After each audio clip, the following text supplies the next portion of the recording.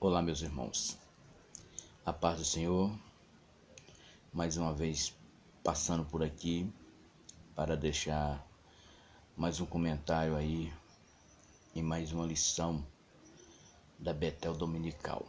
Desta feita, a lição de número 10, que trata a respeito da monarquia em Israel, que será dada no dia 2 de setembro de 2018. Estamos chegando aí no final do trimestre, deste terceiro trimestre, onde a lição tem tratado em seu tema central Israel 70 anos e o chamado de uma nação e o plano divino de redenção. Aproveitando um espacinho de tempo que estou tendo aqui, porque essa semana tem sido corrida e tem nos faltado tempo para fazer nosso vídeo, porém quero aproveitar aqui esse pequeno espaço de tempo para deixar aqui um rápido comentário mais a título de lição espiritual para as nossas vidas do que conhecimento.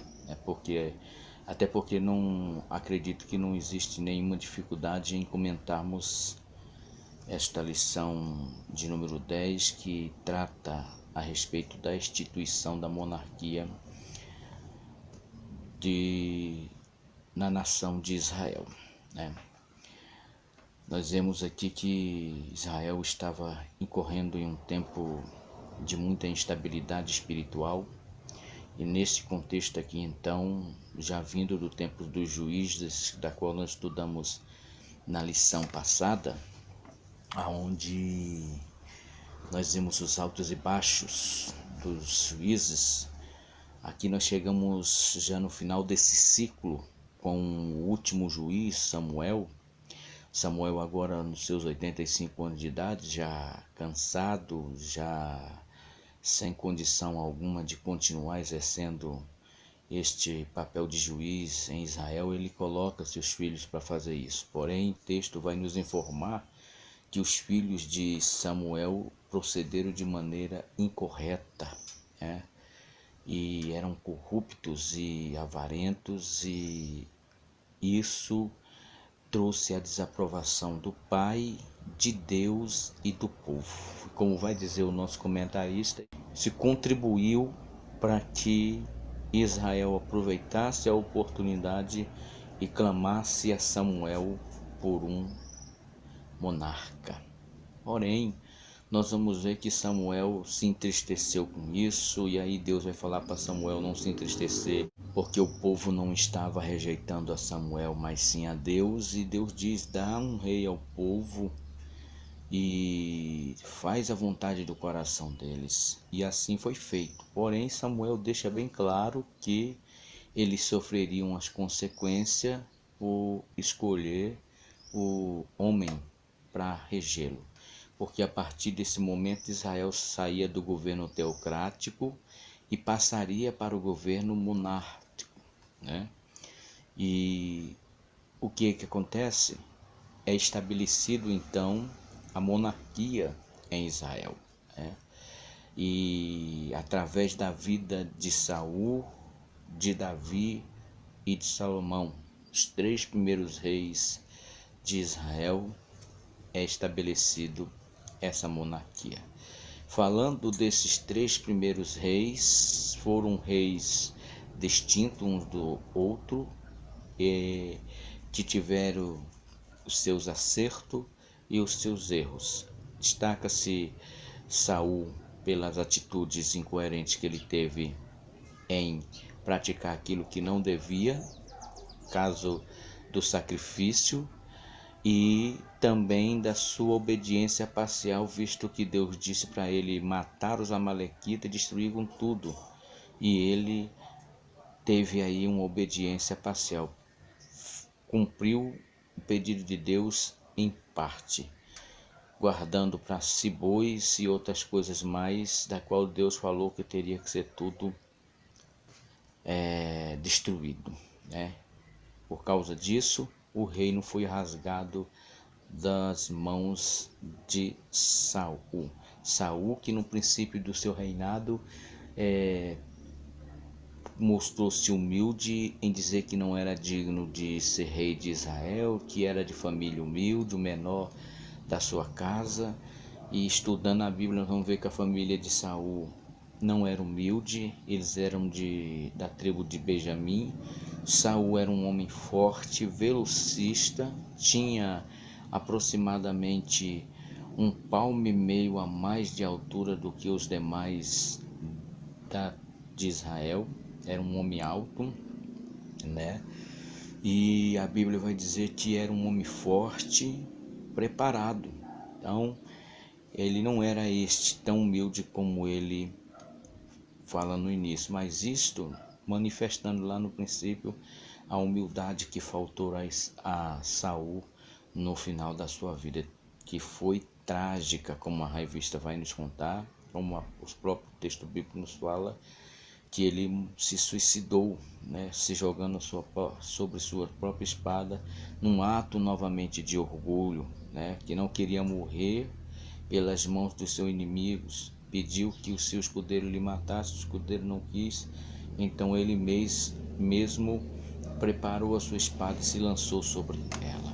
Então, e de Davi dizer o quê? O grande marco da vida de Davi, onde ele deu aquela guinada, foi ali ele enfrentando Golias. Depois daquele dia, nunca mais Davi foi o mesmo. Houve uma mudança radical.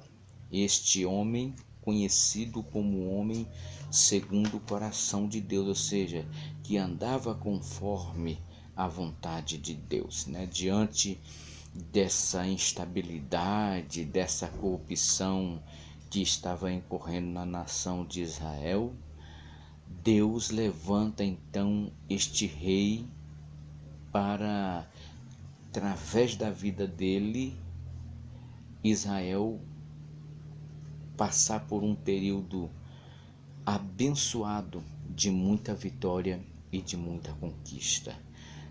Davi cometeu erros gravíssimos, porém se destaca na vida dele o espírito de perdão, de arrependimento, de humildade em reconhecer os seus erros e de se colocar diante de Deus como alguém que precisava do perdão do Senhor. De Salomão se destaca a sua sabedoria, que no reino dele, apesar do reino ser um reino estabelecido, seguro, com um exército forte e preparado, não houve guerra. Porém, a Bíblia vai dizer que foi um período em que Israel nunca viveu tanta prosperidade e tanta calmaria. Este foi o reino de Salomão. Porém, o tropeço de Salomão foi ele ter se envolvido com muitas mulheres e mulheres de outras nações. O que acontece? A Bíblia vai dizer que ele se envolveu com as mulheres e essas mulheres veio acarretada das suas idolatrias com seus deuses, e isso levou Salomão totalmente para fora da presença de Deus. Apesar deste grande estadista ser levantado em Israel e ter feito com que Israel alcançasse um patamar tão abençoado como eu acabei de falar, ele se chafundou no mundo da idolatria, se rendendo aos ídolos de suas esposas, de suas concubinas, de suas princesas, e essa foi a grande ruína. Se ele morreu sem salvação ou não, como é questionado muito isso, aí uma outra questão, porque a gente não tem que observar Salomão somente pelos livros de Reis e Crônicas. Não podemos esquecer que existe ainda, após os Salmos, 3 livros que foram escritos por ele. Um na sua juventude, um na sua meia-idade e outro na sua velhice. E também que esses 3 livros dão corpo. E é ele mesmo que escreve que aquele que se arrepende, confessa e deixa, recebe misericórdia. Está escrito lá no livro do Provérbios 28. Aquele que confessa e deixa, recebe misericórdia. Tá bom? Então, com essas três pessoas distintas, a monarquia então é estabelecida em Israel. Logo após a morte de Salomão, então vem a divisão dos reinos. Essa nação que pediu a Samuel lá no começo que lhe desse um rei.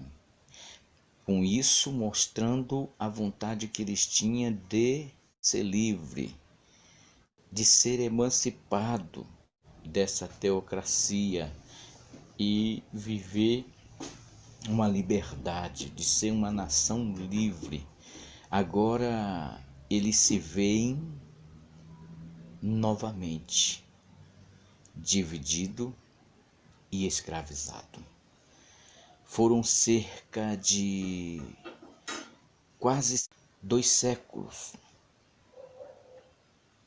com o reino do norte, com o reino do sul. Aproximadamente quase 40 reis desses 2 reinos. Do reino do norte, não temos um rei sequer que em um dado momento da sua vida fizesse o que era agradável aos olhos de Deus. Veio um povo assírio, e os subjugou como consequência do seu pecado. Este reino do norte, a começar por Jeroboão, o primeiro rei, cometeu coisas atrociosas e muito tristes. Porém, o pior pecado de Israel, no geral, era a idolatria. E lendo os relatos, tanto nos livros de Reis e Crônicas, como nos profetas, nós vamos ver que Deus, levando Israel para dentro do cativeiro, primeiro assírio e depois babilônico, Deus estava colocando um termo, um fim da idolatria na vida do seu povo Israel. Nós vamos ver que depois que Israel foi liberto desse cativeiro, nunca mais eles se meteram debaixo da idolatria novamente.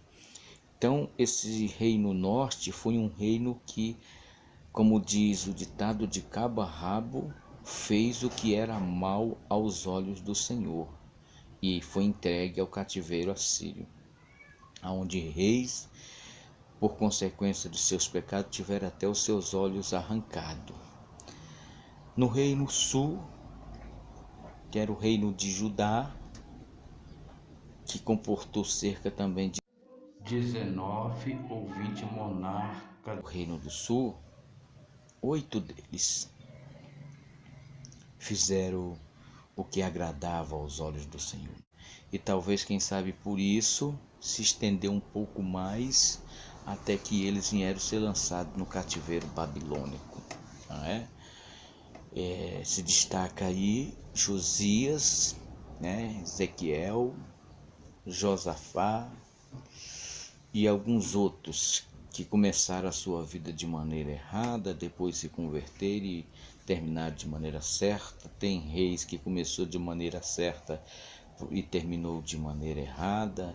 Tem reis que, mais uma vez, assim como Saul, meteram os pés pelas mãos e fizeram o que não cabia a eles fazer, e por isso morreu com enfermidade mortal.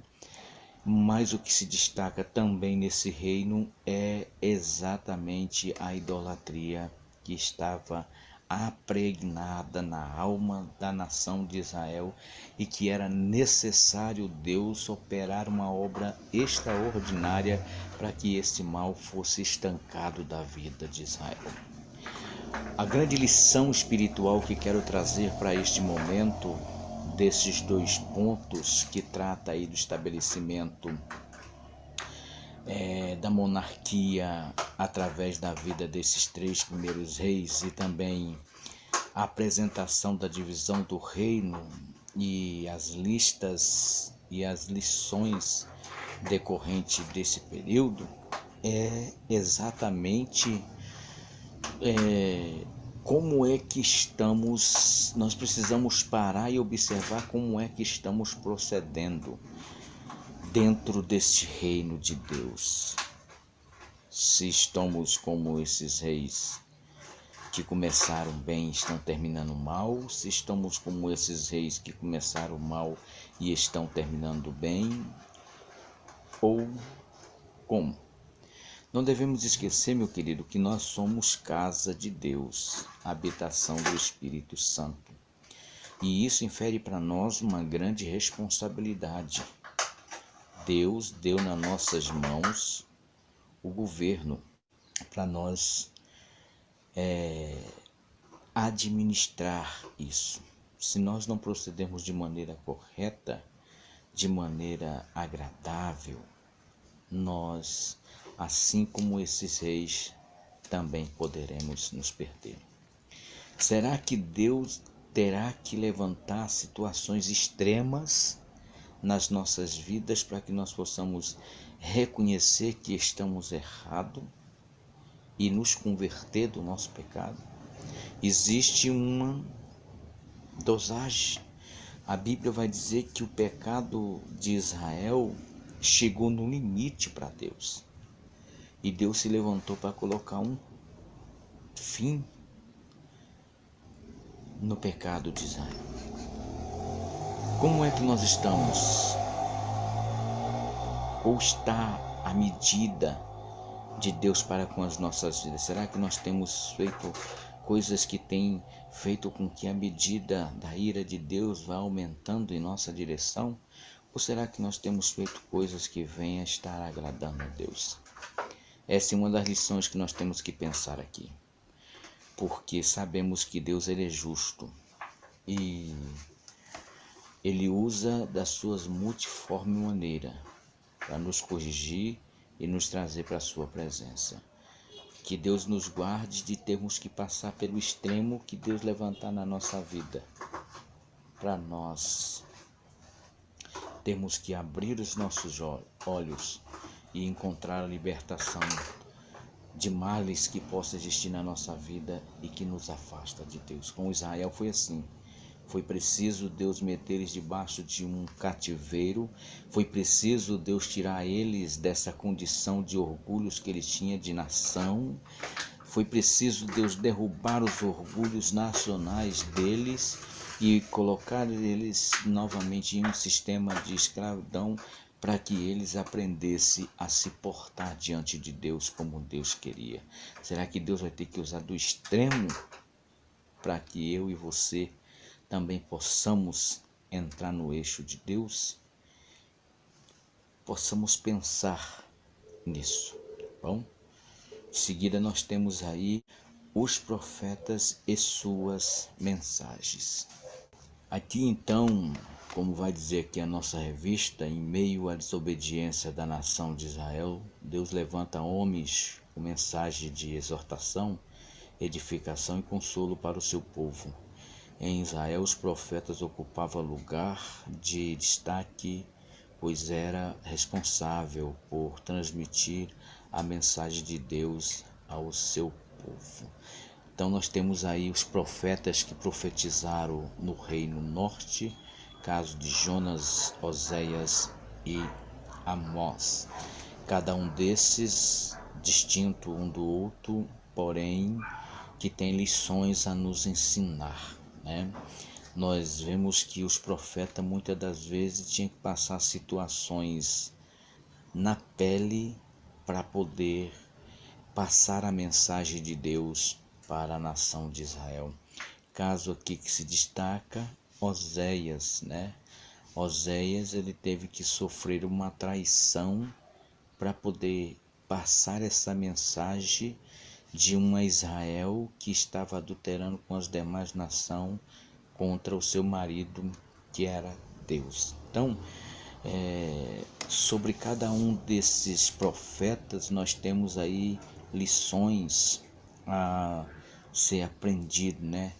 Como vai dizer aqui que através de Amós aprendemos que Deus usa pessoas de diversos lugares e posição social para entregar a sua mensagem. através do profeta Jonas, nós aprendemos que o verdadeiro profeta tem que estar aonde Deus ordena e falar apenas o que Deus manda.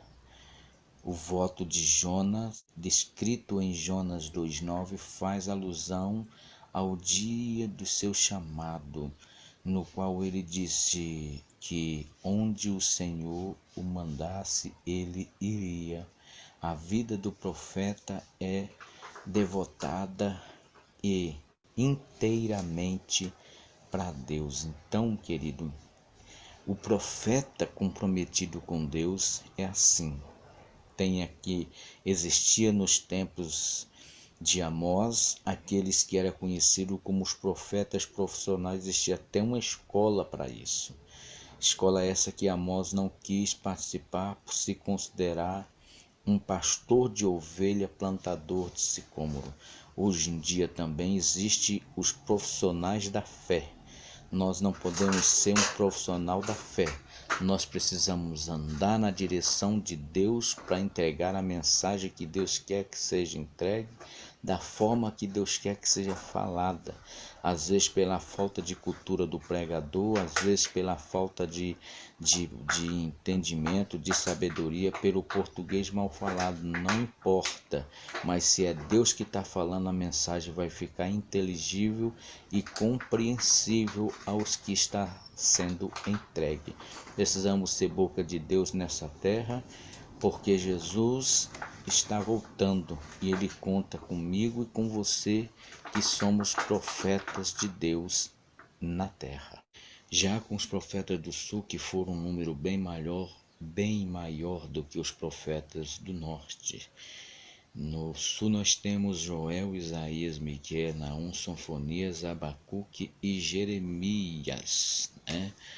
E o nosso comentarista destaca aqui os dois grandes profetas deste reino sul, o profeta Isaías e o profeta Jeremias, distinto, um do outro, porém com as suas mensagens poderosas, que destaca na época de Isaías, Israel vivia um estado ainda mais calamitoso. Nós falamos de uma forma geral sobre o pecado de Israel sendo a idolatria, mas nós andando por dentro das páginas da Bíblia Sagrada, contando a história desses profetas, onde eles, através de suas profecias, vai passando os pormenores dessa nação, nós vamos ver que era pecado gravíssimos, que envolvia todos os setores da vida física e espiritual da nação de Israel. Então, profeta, querido, ele precisa estar fazendo aquilo que é da vontade de Deus. Como eu disse, é um resumo, então nós não vamos entrar em pormenor, porque se nós formos falar a respeito de Isaías e Jeremias, teremos muito pano para manga. Mas o certo é que esses dois homens, assim como os demais, dentro do espaço e do tempo que Deus os usava para falar à nação de Israel, Deus, ele nunca se calou e nunca deixou de alertar o povo para que o povo se arrependesse, para que não viesse o mal que estava previsto para vir sobre eles. Porém, Israel não deu ouvido à voz de Deus. Aqui o nosso comentarista traz o texto bíblico que diz que não havendo profeta, o povo corrompe, mas o que guarda a lei, este é bem-aventurado. Mas não parecia o que acontecia em Israel, porque mesmo havendo profeta em Israel e que traziam profecias direto do coração de Deus para despertar o povo, mesmo assim o povo não se converteu do seu erro, do seu caminho mau. Continuar andando em uma vida corrupta, em uma vida chafundada em tudo aquilo que não agradava a Deus. O antídoto para acabar com a corrupção, diz o nosso comentarista, é a profecia que vem do coração de Deus para o seu povo. Ainda que Deus tenha que tomar uma medida drástica, como eu falei atrás, mas que o Senhor trabalha para que o seu povo alcance o caminho do perdão e do arrependimento. Isso Deus trabalha. É como Deus diz lá em Lucas capítulo 16, naquela parábola que trata do rico e de Lázaro, a Abraão conversando com aquele rico já sepultado no inferno, aonde ele diz para Abraão: deixa eu voltar para que eu possa falar com meus irmãos. Aí Abraão diz: se eles não ouvirem os profetas e a lei, não ouvirão mais ninguém. Deus não deixa o seu povo desamparado. Deus não deixa de levantar profetas segundo o seu coração para nos despertar, para nós sairmos do caminho da perdição, encontrarmos o caminho do arrependimento e do perdão. Porém, se nós não damos ouvido à voz das profecias que incorre do coração de Deus para a nossa vida, nós seremos com certeza destruídos e perderemos com certeza a nossa salvação. Deus, ele levanta profetas, como levantou Isaías, que mesmo correndo risco de vida ou de ser jogado para o lado, viver sozinho, né? Mas ele precisa ser profeta de Deus e falar a verdade a quem quer que seja, doa o que doer. Temos que ser profetas como Jeremias, que também nos deixa uma grande lição. O ministério de um profeta não é medido pelos seus seguidores, mas sim pela felicidade ao entregar a mensagem divina em sua totalidade. Principalmente na época em que nós vivemos, a época pós-moderna, onde o tal dos likes, né, dos seguidores no Insta, no Face, no Twitter e tantas outras redes sociais que temos aí, é que vai falar se essa pessoa é popular ou não. Mas para Deus, o que faz um profeta segundo o seu coração não é um monte de seguidores que ele alcança, mas sim a obediência à voz de Deus em fazer aquilo que Deus quer que seja feito. Em seguida temos aí a mensagem dos profetas hoje.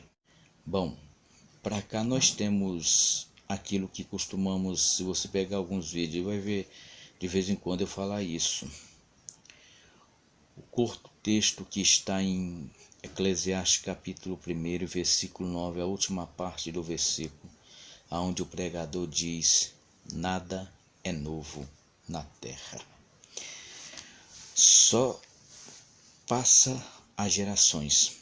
Os tempos só vão se modernizando, a ciência só vai se multiplicando, mas o mal sobre a terra é o mesmo. Os mesmos erros que levava Israel a provocar a ira de Deus é os mesmos que nós cometemos nos dias de hoje.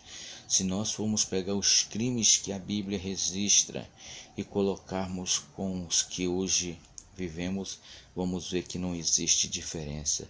Se nós formos pegar a desigualdade social do tempo da palavra de Deus, do tempo deste profeta, e compararmos com hoje, vamos ver que nada é diferente. Também não precisa ser diferente, não deve ser diferente os profetas de Deus na terra, assim como Isaías, Jeremias, Joel, Amós, Miqueias, Ezequiel, Sofonias, Obadias e etc., que permeavam por ser firmes naquilo que Deus colocava sobre a vida deles, ainda que lhe custassem a vida, como custou o pescoço de João Batista.